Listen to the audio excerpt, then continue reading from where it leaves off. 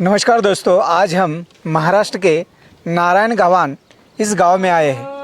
दोस्तों, यहाँ पे एक युवक है जिन्होंने बिट्टल में काम करना शुरू किया है। पिछले 6 सालों से ये काम कर रहे हैं महाराष्ट्र में।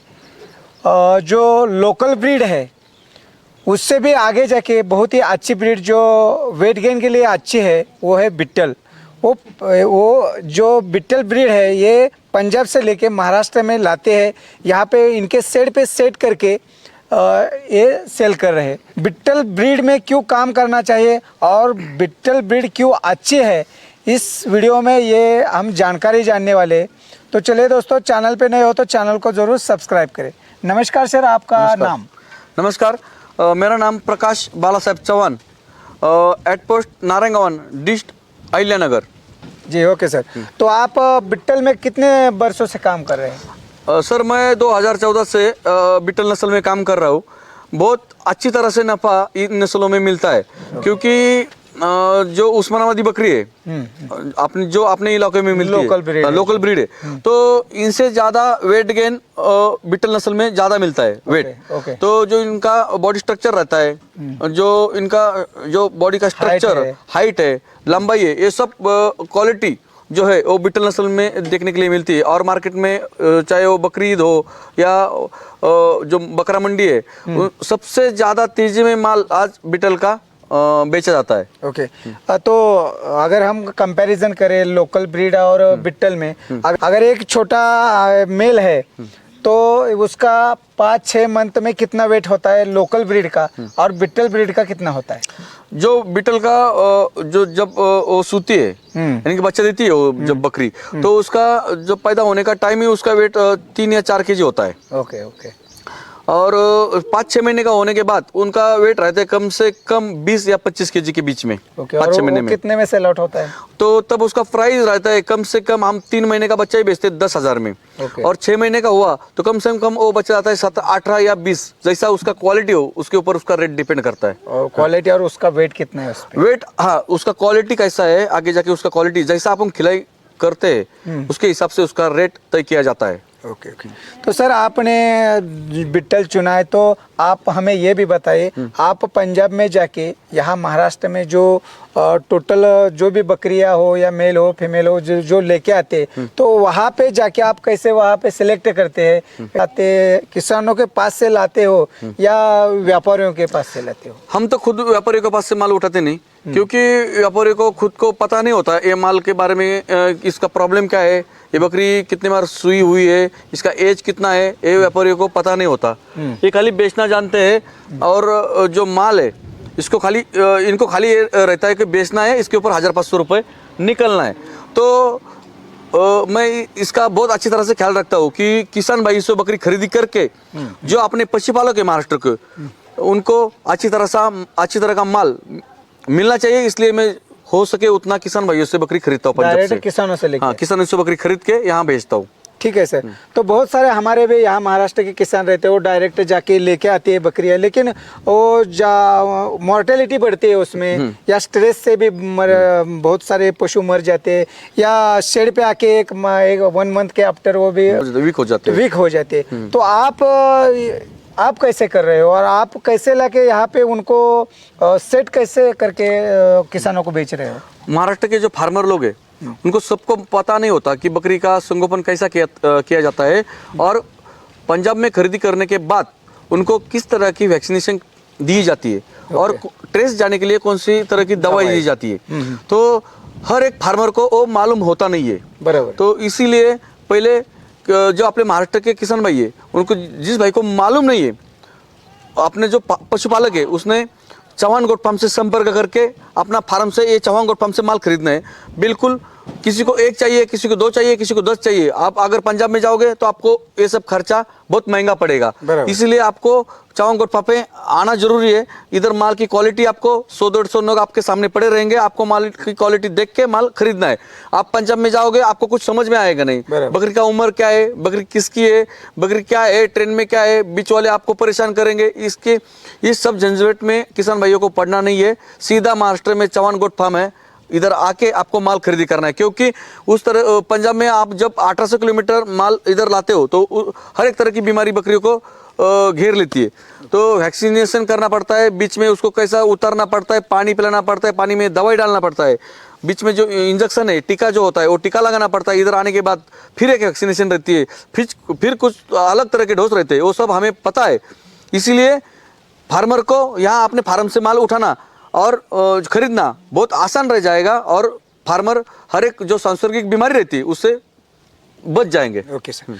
तो बहुत सारे किसानों को आप बता रहे हैं कि बिट्टल में ही काम करना चाहिए। अगर कोई किसान नया किसान हो, वो बिट्टल में काम करना चाहता हो, शेड खड़ा करना चाहता हो, तो आप उन किसानों को बकरियां देंगे, आप जो शेड स्ट्रक्चर रहता है उसके बारे में जानकारी दे सकते हैं क्या, और उनको ट्रेनिंग भी दे सकते हैं क्या?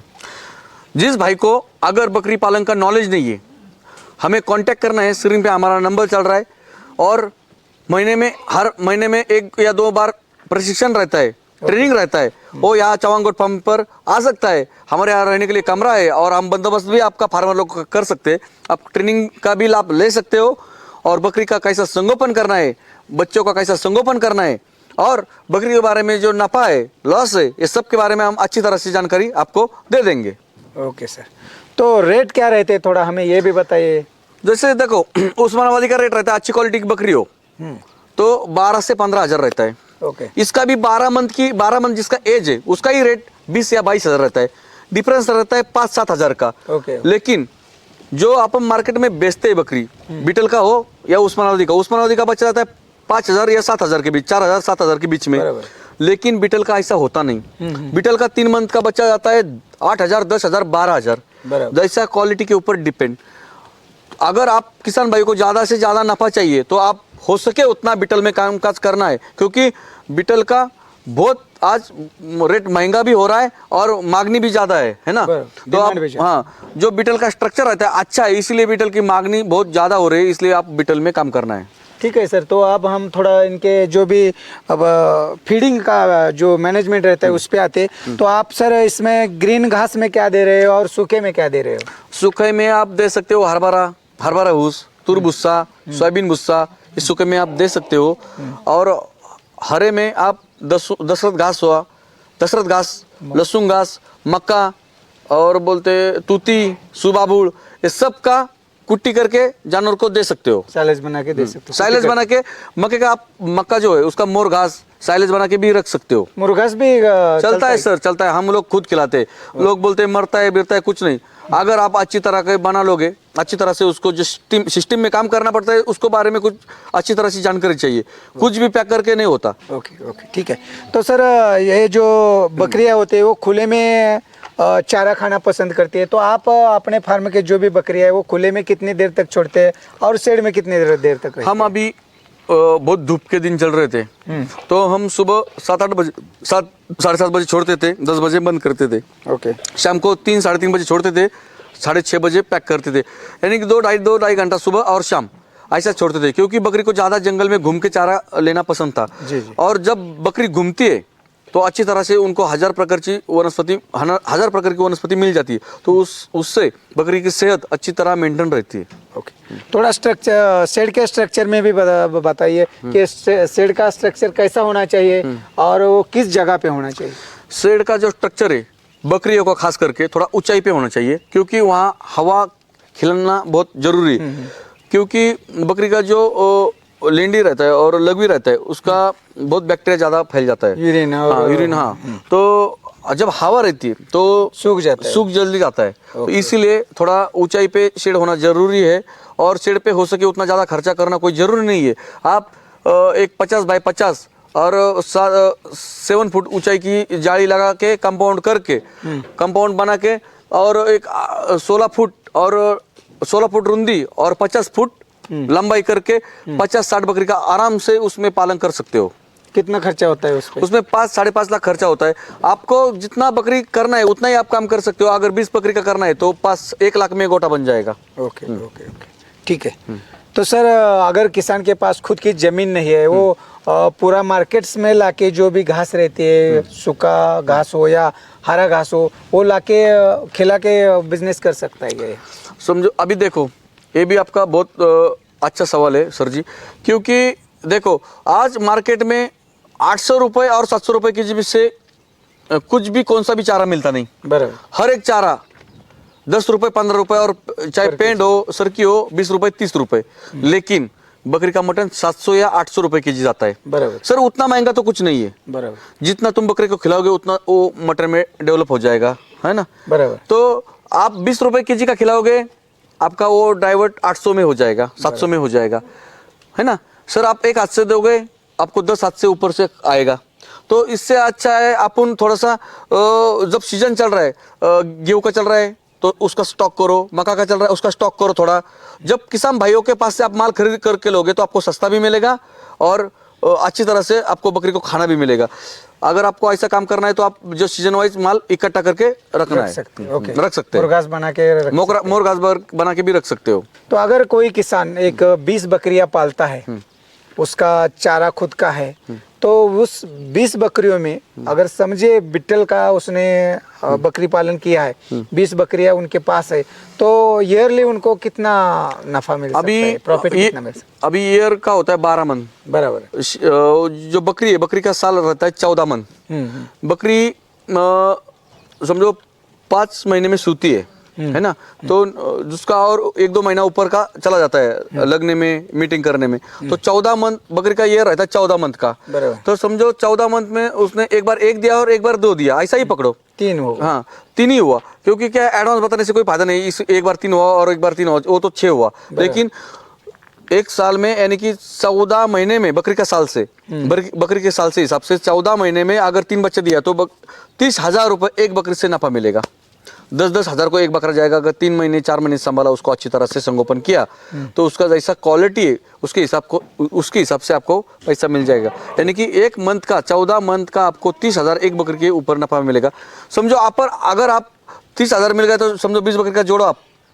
लेकिन एक कैलकुलेटर पर करने का हिसाब नहीं है, उनमें से थोड़ा सा लॉस रहता है, बच्चा मर जाता है, कुछ उसको मोर्टेलिटी भी रहती है। नहीं तो आप कैलकुलेटर पे हिसाब लगाओगे 20 बकरी 100 बकरी गुने इतना इतना, ऐसा नहीं रहता। उनके ऊपर खर्चा रहता है, मेडिसिन का खर्चा रहता है, जो आप लोगों ने कामगार रखा है उसका खर्चा रहता है, जो खाद्य है उनका खर्चा रहता है। ये सब माइनस करके बकरी से नफा अच्छी तरह से मिलता है। ओके। तो सर अगर किसी किसान को बकरियां चाहिए, उनको प्रशिक्षण चाहिए यानी गाइडेंस चाहिए, तो भी आप दे सकते हो? जिस भाई को कुछ मालूम नहीं है कि बकरी कैसे संभाली जाती है, बकरी का कैसा रहता है, संगोपन कैसा रहता है, आजार कैसा है, उपचार क्या करना चाहिए, तो आप चौहान गोट फार्म पे आके एक बार विजिट करें, आपको पूरा नॉलेज दिया जाएगा। और हमारा मंथ में 1-2 बार प्रशिक्षण रहता है, आप अवश्य कांटेक्ट करके आ सकते हो, उसका लाभ उठा सकते हो। मेरा नाम है प्रकाश चौहान, एट पोस्ट नारायण डिस्ट अहिल्यानगर, और मैं खास करके यहाँ बिटल जो शेड़ी पालन है वो करता हूँ। ओके। तो किसान भाइयों, ये थे प्रकाश चौहान जी। महाराष्ट्र के किसान हो या अदर स्टेट के हो, अगर आपको बिट्टल में काम करना हो तो ज़रूर आप इनसे कांटेक्ट कर सकते हो, इनसे जुड़ सकते हो। यहाँ पे पंजाब से बहुत सारी बकरियाँ हर महीने 100-200 लेके आते हैं, और यहाँ पे सेट करके अच्छी तरह सेट करके किसानों को सेल आउट करते हैं। तो ज़रूर आप भी अगर बिट्टल में काम करना चाहते हो 100% ब्रीड में, तो ज़रूर इनसे कांटेक्ट करें। सर आपने बहुत ही अच्छी जानकारी दी और किसानों के लिए बहुत ही अच्छा आप काम कर रहे हैं। धन्यवाद। धन्यवाद सर जी, धन्यवाद।